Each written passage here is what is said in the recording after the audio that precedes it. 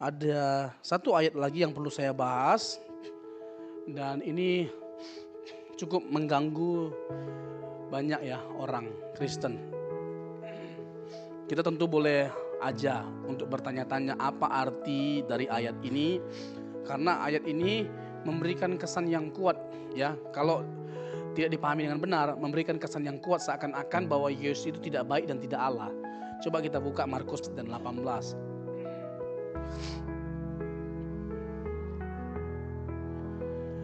Pada waktu Yesus berangkat untuk meneruskan perjalanannya, datanglah seorang berlari-lari mendapatkan dia dan sambil bertelut di hadapannya. Ia bertanya, "Guru yang baik, apa yang harus kau perbuat untuk memperoleh hidup yang kekal?" Lalu ayat 18, jawaban Yesus apa? Jawab Yesus, "Mengapa kau katakan aku baik? Tak seorang pun yang baik selain daripada Allah saja." Ayat ini jelas ya, memberi kesan yang kuat seakan-akan Yesus itu menolak bahwa dia disebut baik. Menolak seakan-akan dia itu adalah Allah. Dia menggiring anak muda itu, pemuda itu untuk melihat Allah saja sebagai yang baik dan bersandar atau berharap saja kepada Allah. Tetapi meskipun bisa dipahami seperti itu konteks ini, tetapi itu keliru atau tidak sesuai dengan konteksnya. Tentu lagi-lagi kita harus melihat satu ayat itu berdasarkan konteksnya. Tidak boleh melepaskan teks dari konteks ya, because text without text, because text without context is a pretext. Ya, jadi kita nggak mungkin bisa menangkap pesan dari ayat itu kalau kita mengeluarkannya dari konteksnya. Lalu kenapa Yesus menjawab demikian? Karena ada kesan yang kuat dari anak muda itu untuk selamat itu karena usahanya, karena perbuatannya. Jadi dia merasa bahwa dia sudah baik dan melakukan berbagai macam perbuatan baik. Dan sekarang dia ketemu sama guru yang baik. Nah, dia ingin menambah kebaikan pada dirinya dengan melihat pandangan Yesus yang dipandang baik pada waktu itu. Apa kira-kira yang perlu dilakukan lagi untuk memastikan keselamatannya? Nah, jelas jawaban Yesus itu seharusnya membuka matanya. Dalam pengertian dia gak bisa bergantung pada perbuatan baiknya untuk selamat. Dia gak boleh bergantung pada perbuatan baiknya untuk selamat. Artinya dengan mengatakan hanya Allah yang baik, untuk kita bisa terselamatkan, memperoleh keselamatan, kita datang kepada Allah yang baik saja. Dengan iman, dengan percaya. Jadi bukan dengan perbuatan baik. Tetapi bukan berarti perbuatan baik tidak penting. Berbuat baik itu kita lakukan karena kita sudah diselamatkan, bukan supaya diselamatkan. Dan itu sekaligus menjadi pembeda kekristenan dengan semua agama-agama yang ada. Kita melakukan berbagai macam kebaikan karena kita bersyukur kepada Tuhan yang telah menyelamatkan setiap kita. Bersyukur kepada Dia yang telah mengorbankan dirinya. Dengan melihat Allah berkorban, mati bagi setiap kita. Wujud syukur yang tepat tidak ada yang lain selain mengorbankan segala sesuatu yang ada pada kita, bahkan nyawa kita.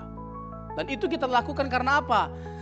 Karena kita sudah ditolong, sudah diselamatkan, sudah ditebus, dilepaskan dari kebinasaan.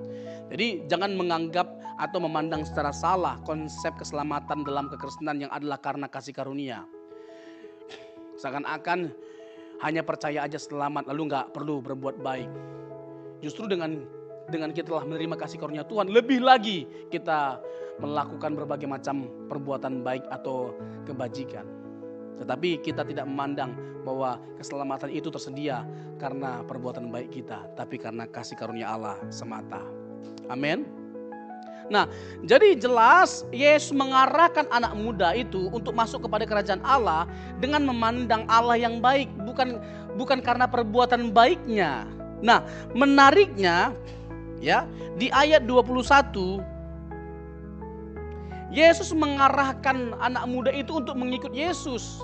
Tetapi Yesus memandang dia dan menaruh kasih kepadanya. Lalu berkata kepadanya, hanya satu lagi kekuranganmu. Pergilah, jualah apa yang kau miliki dan berikanlah itu kepada orang miskin. Maka engkau akan beroleh harta di sorga. Kemudian datanglah kemari dan ikutlah aku. Perbuatan baik memiliki manfaat enggak? Ya, kita akan mendapatkan upah di sorga.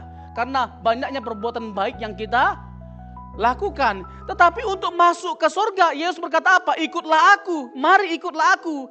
Artinya Yesus secara langsung mengatakan bahwa dialah Allah itu. Jadi untuk kamu selamat masuk surga, masuk kepada kerajaan Allah, kamu jangan bergantung pada perbuatan baikmu, tapi bergantung pada aku. Ikutlah aku, mari ikutlah aku. Bisa nangkap gak? Jadi konteks ini kalau dipahami dengan benar, justru membuktikan keilahian Yesus. Justru membuktikan bahwa dia adalah baik. Yesus sedang menggarisbawahi bahwa hanya Allah yang baik merupakan hal yang benar yang gak bisa kita bantah. Akan tetapi perjanjian baru jelas berkata tentang Yesus. Dia disebut tak bercacat, kudus, tak bersalah, benar, terpisah dari pendosa, dan tak bernoda. Banyak sekali ayatnya. Kisah Rasul pasal 3 ayat 14. 2 Korintus 5 ayat 21, Ibrani 4 ayat 15, 1 Petrus 2 ayat 22, 1 Yohanes 3 ayat 5. Dengan semua standar kebaikan yang ada, Yesus sungguh baik, teramat baik. Mengapa Allah bisa disebut baik? Karena dia adalah penolong, penyelamat, dia juru selamat, dia menyelamatkan setiap kita. Semua kriteria itu, semua sifat-sifat itu ada pada Yesus. Alkitab menyatakan bahwa dia adalah tak bercacat, dia penolong, dia juru selamat, dia tidak bernoda, dia kudus, dia suci. Semua hal yang baik itu ada pada Yesus. Sehingga konteks ini lagi-lagi justru mengarahkan setiap kita untuk berkata bahwa Yesus baik. Yesus adalah Allah. Amin.